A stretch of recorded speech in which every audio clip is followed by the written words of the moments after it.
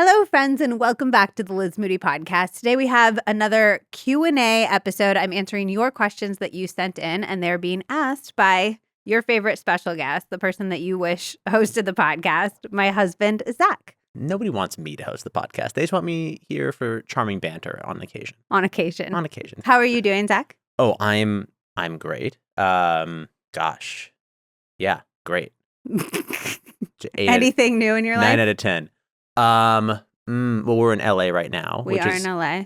Always nice. Cat sitting for some friends. Yeah, we are available. If you have a nice house and a cuddly cat, we are available. I think luxury cat sitter might be on my business card in the future. Does that feel? Yeah, that's a very aspirational job. But how do I make it clear that I want to both. Sit for luxury cats? Like, it's not like an inherently luxury service that I'm offering. Oh, I think you offer a luxury service. Sure, but I really want the luxury cats. Yeah. Like, but I think they go hand in hand. Like, you are a luxury cat sitter and you sit for luxury cats in luxury homes. Sure. So if anybody is in need. Yeah, holler. We are available. Okay, so you have questions today that I do. Zack gets to basically, when we do these, he goes through my Instagram and he pulls out questions that you've all sent in and then surprises me with them. So if you don't like the questions, that's Zack's fault. Or it's everybody else's fault. Oh, but there's always so many to choose from. You're right. It's like a cornucopia of options. So should we just kick it off? Yeah, kick it off. So this first question, I think everybody's dying to know the answer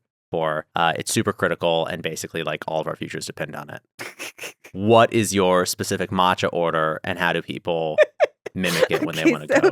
I've recently become a matcha drinker. Sure. I love it. But if you are also a fellow matcha drinker, you may have experienced that loving matcha is setting yourself up for heartbreak all the time because many, many places do not make it that well. I don't know if that's an experience that you've had with coffee. Not really, no. But with matcha, it's rare. So I go into a place and I'll ask, first of all, do you have ceremonial matcha? You know when you get a matcha that's like kind of a pallid seafoam green, and it doesn't taste clean and grassy. It tastes kind of fishy and gross. That's usually because it's not ceremonial matcha. That's awful. Also, there's a lot of places that will use like matcha syrup or matcha powders that have all these sweeteners and weird stuff in it. So I ask ceremonial matcha. If they don't have ceremonial matcha, I usually just will skip it and not get it. Then I ask, do you have any house-made syrups? Because if we're choosing between like a house-made brown sugar, a house-made vanilla bean versus a Torani, I'm going to choose the house-made syrup every single time. Then, depending on how annoying I'm feeling at that moment, I'll say, do you have any house-made milks? Because again, if I'm choosing between like a house-made almond milk and a milk that was store-bought, I would prefer the house-made milk, but that's rare to find. So I like that combo. So the way I order it is an iced matcha latte with a small, I say very light amount of whatever the house-made sweetener is. Vanilla bean is always my choice if there's different ones, but I also love like a lavender and orange blossom. Mix it up. Brown sugar, so good. So wild. And then I get that with almond milk. So if I want to replicate the Liz Moody experience, I walk into, let's say, a gas station. Oh, God. I go, I walk into a cafe and I say, hey, do you have any ceremonial matcha? And they're like, no, get out of here. And then I go to another one and they say, yes. And I'm like, okay, great. And then it's like, do you have any house-made syrups? And they're like, no. And I'm like, oh, bummer. That's okay. Anything vanilla? And they're like, yeah, okay, great. So far, so good. Yeah. And then I say, do you have almond milk? And they say, yes. And I say, okay, iced almond milk. And then I say, not too much syrup, not too much sweetener. Don't overwhelm the matcha. That's ceremonial. That's extra that I know I'm paying for. Yeah. The biggest thing for me, I want to walk in and say, hey, how strong's your arm? Do you whisk? do you really like to whisk? Yeah. Because what I don't like to do is matcha. We got one recently and it was just like the whole top was like this like foamy little balls of like green powder. I was like, that has to be like $5 of matcha just floating there right on the top. Yeah, and that's not what you want. And then I will say, if you want to make it at home, which I do quite frequently, I make my own nut milk. I'll just blend like a handful of walnuts. Sometimes I'll mix in my Brazil nut dose for the day. Macadamia nuts, pistachios, just like a mix of soft nuts. I don't use hard nuts because then you have to strain it. Blend that up for like 2 minutes until it gets very, very creamy. And then I'll have that with my Peak matcha, which is my absolute favorite one at home. I didn't do any caffeine for years and years and years because of my anxiety. And the Peak one has a ton of L-theanine in it. So it's really helpful if you are more of an anxious girly like myself. L-theanine, okay. And then I use these syrups called the Transcendence syrups. I'll put this in the show notes. Transcendence Coffee, they have syrups like they have a miso caramel syrup. They use all incredible ingredients. They have saffron, like orange blossom syrup. So that's how I make it at home. While we're talking about you staying calm instead of getting hyphy, people want to know if you meditate. And if so, do you have a routine? Give us a situation. I feel much better when I'm regularly meditating. I notice a difference all day long. Am I regularly meditating right now? No. Not right now. Not at this moment in my life. Okay, got it. We did a meditation retreat called Journey. We have an entire episode about that I can link in the show notes back in October. I was on such a good streak after that meditation retreat. We're the we in this. Yeah, me and you. I was doing like 30 minutes an hour a day. I felt amazing. I was enjoying my meditation sessions in a way that I never had. And then we came back and Bella immediately got diagnosed with cancer. And then whenever I tried to sit in my own thoughts, I was like, no, these thoughts are terrible. I don't want to hang out with these thoughts. This is awful. So I stopped completely, but I've been craving it. And we're going to do a little mini meditation retreat together next weekend, which I'm really, really excited about. So this is something we noticed when we were at this last meditation retreat, how much being removed from our normal environment and being in a place where there was like nothing to do, nothing was expected of us, really helped our minds calm down so we could kickstart this meditation journey in a different way. And we were like, wait, we could do this ourselves by just I mean, the Journey retreat is incredible, and like meditation retreats, totally you learn a lot. But we were like, we could do this part of it ourselves, and we should do it more often. Setting up the environment, kind of making it easy for yourself, especially if you need to get back in. Yeah. So I think we're going to rent an Airbnb just for like 2 nights in the middle of nowhere where there's nothing to do, and try to meditate a lot, and maybe do like a silent thing and have some readings or something like that. Like, create. No, I like it. Create the space for it. Like, let's do a silent thing.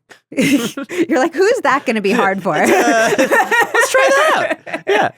Yeah. We were the other day. Was that like yesterday? Where you're like, we're having like a real Alex and If you watch 1923, there's this couple, and I thought this was a huge compliment at first. There's this couple called Alex and Spencer, and he's this like hot, rugged man who like fought in World War I and stuff like that. And she's this like super chatty socialite. And there's all these scenes of them like out in the middle of nowhere, and he's like, I don't know, protecting them from lions, and she's just like chit-chatting. Or just walking. Yeah, quietly walking. Yeah. And I don't know what I thought you meant, but you were like, we're being really Alex and Spencer cool right now. And I was like, oh, my favorite couple. Why? And you were like, well, because you're just chatting at me, and I'm just standing here being ruggedly silent. I was walking along, and I felt like I hadn't said anything for quite a while. and I was like, oh, it's like a parallel to that narrative. But you had a lot of really interesting things to say at the time. Thanks so much. Do you remember what I was talking about? Not 100% no. I'm trying to remember. Okay. It was, do you remember?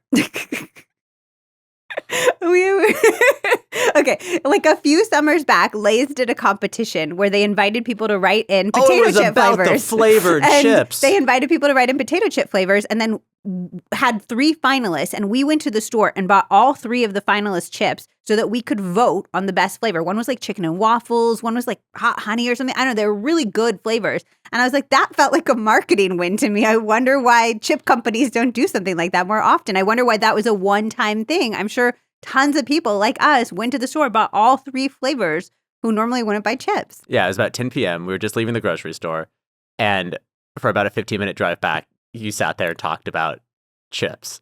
Okay, what's the next question? What really Lay should be doing with their... I thought it was a good marketing gimmick. And you know what? You're right. But I think after I said, great point, that was all I really had. Question? You want to hear the next one? Oh, someone loves your meal prep approach. How often do you eat out at restaurants? Which feels like a slightly different but interesting comment. Okay, so the answer is not often. If I'm eating out at restaurants, it's because I really want to experience that restaurant. I want to experience that flavor. I really try not to get caught where I have to eat at a restaurant just because I'm hungry or just because I want to socialize, because usually that's when I end up being disappointed. I feel like I spend so much money. I don't necessarily feel as good after I eat out at a restaurant. So if I'm eating out, I really want it to be like a restaurant with flavors that I am excited about trying. And we do that, I mean, really not that often. I'm trying to think about the last time we ate at a restaurant. And the fact that I like kind of am not recalling right now means it was a while ago. You took me to a pancake place a number of days ago that I really enjoyed. In LA? No, in New York. Okay, so like weeks ago. Yeah, like a couple weeks ago. Yeah. Like, Salt's, about 14 days ago. that was Salt's Cure. Breakfast, Yes. I think it's Breakfast by Salt's Cure. Gluten-free pancakes. They have gluten-free ones and non-gluten-free ones, and those were incredible. So those were like, we heard about these pancakes. I saw it online, and then my New York friend said these actually live up to the hype. They're worth going to. So we went to seek out these pancakes, really enjoyed the pancakes, and then went home, which is basically how we approach eating out these days. Shout out. They taste just like the pancakes my mom makes. Aw. Are you shouting out the restaurant or your mom? My mom. Okay. 100% my mom. Hi, Susan. Hi, Susan. So I would say just like not often. If we're eating out, I try to make it for a very specific reason. And I try to plan so that I'm not just caught. Like if I'm doing a full podcast day, I will bring a meal prepped lunch or dinner so that I have that with me during the day. So I don't need to eat out just for the sake of eating out. That makes sense. Additional health journey stuff. Do you recommend the Oura Ring? Yes, I love it. I'm going to say I love it. I have friends who cannot do it. The question is, what are its best and worst features? The best feature for me, hands down, is that I use it as birth control. So I have mine hooked up to natural cycles. I love it. It basically takes your temperature all day long. It's FDA cleared to be 98% or 99% effective for birth control, which basically puts it at condoms and the pill with proper usage, which is the caveat with all of these. Because like, if you look at the efficacy rates of condoms and the pill with typical usage, they go way down, and same with this. So I use it for that, and it makes birth control for me much more effortless than any other type of birth control that I've done other than the IUD, which I'm never going through the experience of putting that up in my body. It's bad news bears. Again, that was like the most painful thing that I've ever been through in my entire life. So I love it for that. So that's the number one pro for me. Also, I really like the step tracker. They recently updated the algorithm, I think, to make it even more accurate. And I really like that it doesn't have a screen on it. I can leave my phone at home, and it motivates me to get out and move. I don't think there's like a magic number of steps, but I do think that tracking your steps can motivate you to move throughout the day. Like if you have a goal, my sister and I have a goal together of 12,000 steps right now. Mm-hmm. And we text each other our Oura scores at the end of the day, every single day. And that means that when I have like 10 minutes between meetings, I'm like, oh, I should go get some steps in so that I can meet my goal and text this to my sister. When we win, by the way, you know this, but everybody else isn't. I get to get us like a spa day, or I get to take us like to a fun. It's the best deal for her. She's like, I have to like field this girl's text messages, and then I get to go to the spa. It's very little sister core. You know, she just uses the same screenshot every day.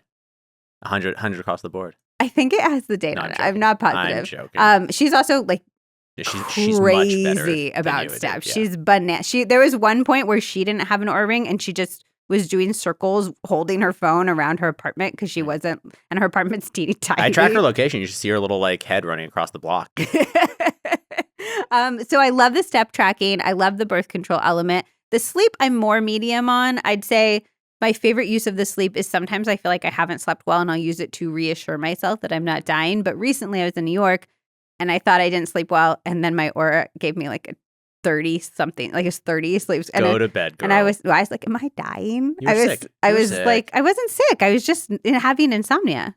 That was like in the insomnia at the period at the beginning. And I literally like, it made me more nervous every day, or it made me more nervous all day long because I knew that my sleep score was that low. And I have a girlfriend who had an Oura briefly and got rid of it because it just made her so anxious about her sleep. So I think one of the best uses of it for things like sleep and HRV and stuff like that is to run little experiments so that you can get the information on how something is impacting your body. So if you're like, I wonder how sauning before bed impacts my sleep, sauna before bed for like 2 weeks and compare those sleep scores to when you're not sauning before bed and see the difference. I'm saying that because I've been sauning before bed. We have a sauna at our gym, and it really has helped my sleep quite a bit. Most people I know, it's one of the things that pushes them to stop drinking or drink less. That was a big part of your drinking journey, was you started tracking your sleep on your Oura. That was the summer. We got it the fall after that study had come out that said that drinking was one of the biggest causes of cancer. And then you were like, oh, shoot. And also it's impacting my sleep. And that really helped your decision making around drinking. I think that's mostly true. I was frustrated that all it took was one drink to disrupt my sleep, but it was the studies, it was the actual like, and I probably should have just been like, oh yeah, sleep is so important. That's enough. But it was the cancer for me that was like, bad. Let's stop drinking. And then I also like like for experiments, it was really interesting for me to notice how much strength training and also losing weight impacted my HRV, which was something that it's a measurement of health. And it was consistently quite low for me. And those two things combined shot it way, way, way up pretty consistently. Also, it knows that I'm sick before I know that I'm sick. And that's fascinating too. When I got COVID, my Oura scores, my HRV went way, way down. My resting heart rate went way up. I woke up feeling completely fine. Was like, these are weird stats. Took a COVID test because we were staying with your parents at the time and your dad's quite a bit older. This is the first time you got it. Yeah. And took a COVID test. I was COVID positive and I was like, oh, shoot. Like I wouldn't have known. And then I slowly deteriorated throughout the day. But my Oura knew that I was sick before I knew I was sick. And I thought that was really interesting. Look, it depends the type of person you are. I love mine. I get tons of use out of it. It's one of my favorite little like health devices. But if you're the type of person who would make more anxious or would make fixate on these things, like know that about yourself. And maybe that's not for you.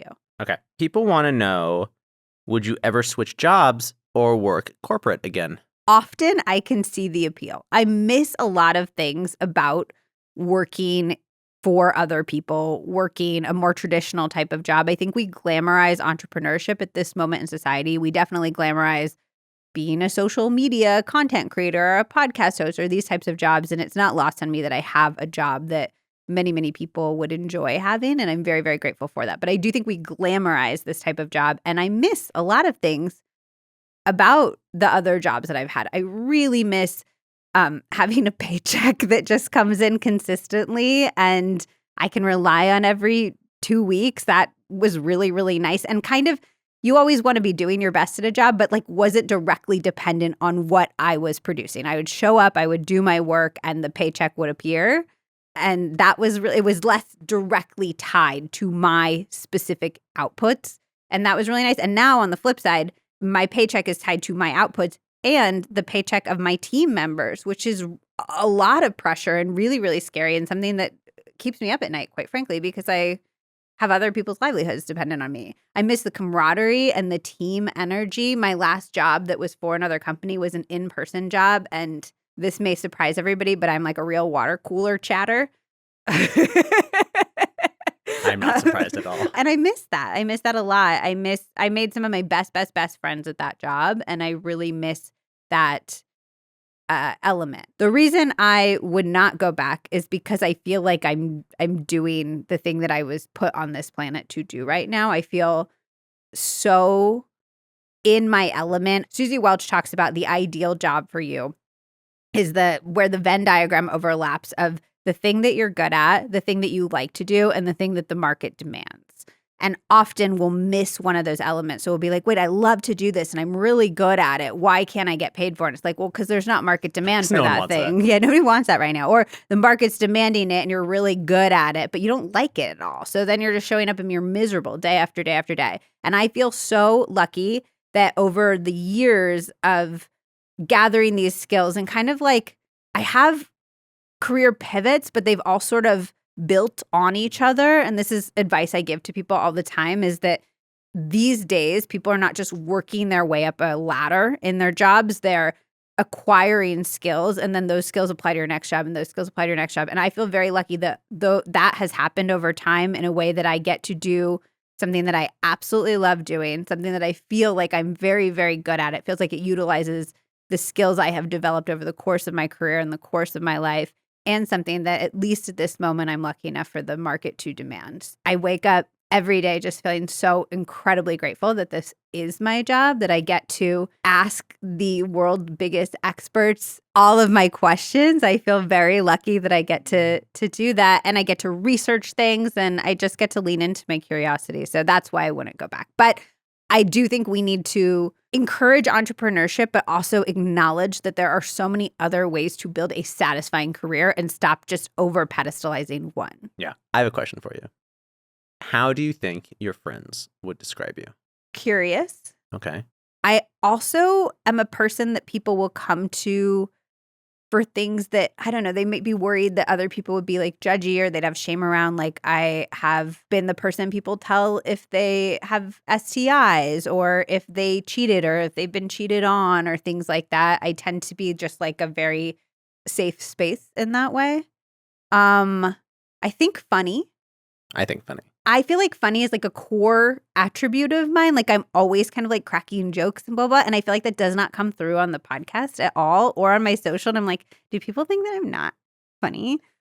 Which makes me really sad. I think they would describe me as always down to have an adventure, always interested in having an adventure. I don't like to like go out to a bar and sit there, or go to a restaurant and sit there. I'm always like, should we go explore this museum or go check out this new thing? Unless it involves flying, and then I'm less down to have adventure. Or coffee.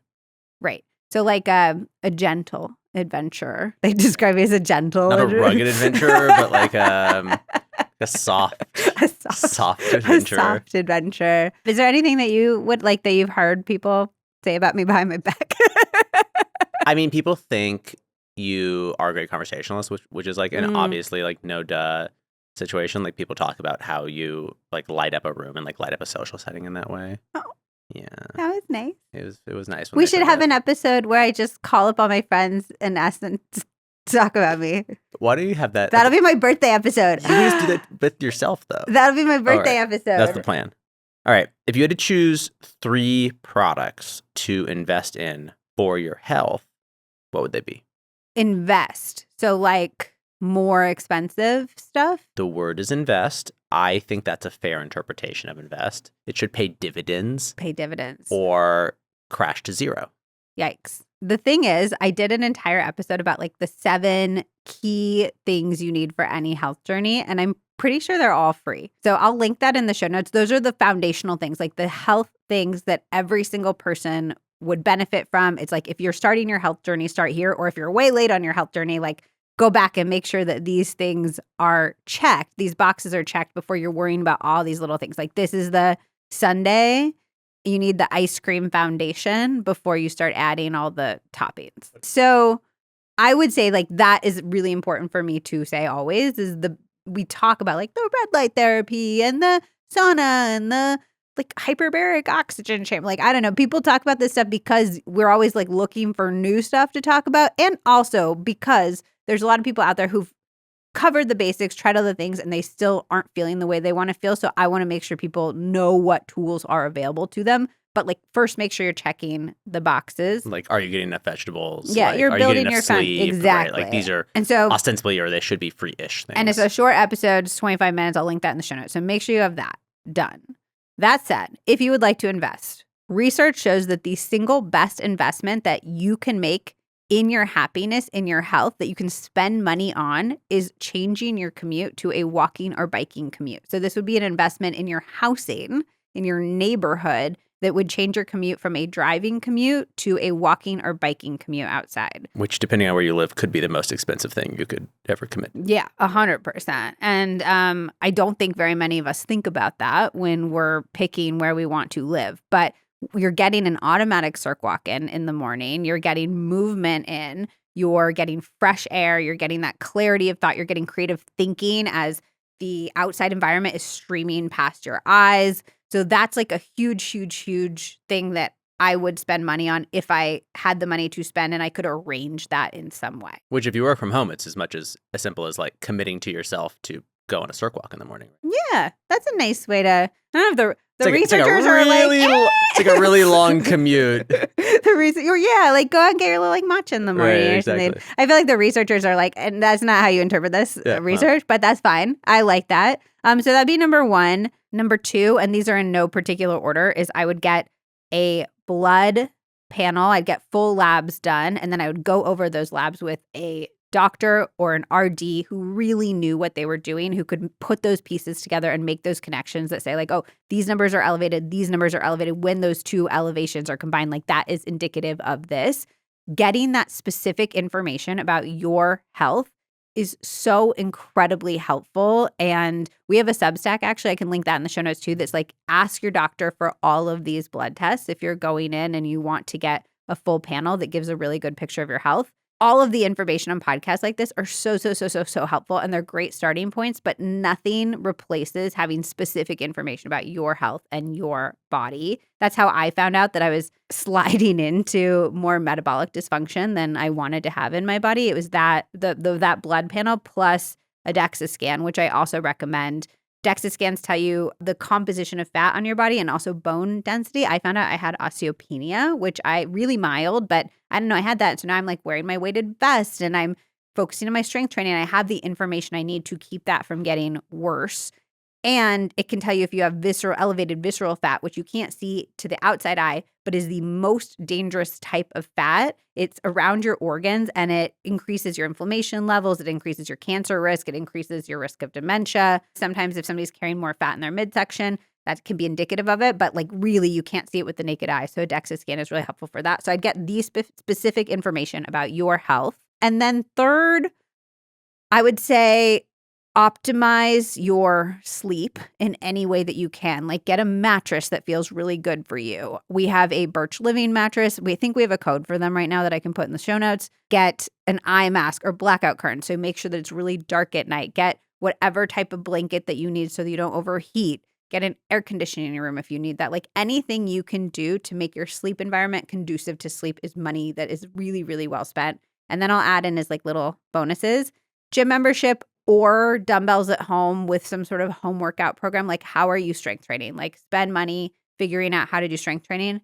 And then high quality food. Like I spend quite a bit of money on vegetables and high quality meats and high quality food. Okay, I think that is unfortunately all we have time for today. I know you guys love these, so we are trying to do them every like 5 or 6 weeks. And I know you guys like having Zack on, so I try to rope him into coming on. And yeah, thank you guys so much for listening. We really, really appreciate you spending this time with us. Make sure that you're following the podcast wherever you listen. Up to 50% of you listening right now do not follow the podcast. So just go check. Even if you think that you're following, go check on Spotify, on Apple Podcasts, on YouTube. You can watch the podcast now on Spotify or on YouTube. So if you want to see our situation in real life, you can see my new sunglasses. Put them on. So this will make people go to the YouTube. Right.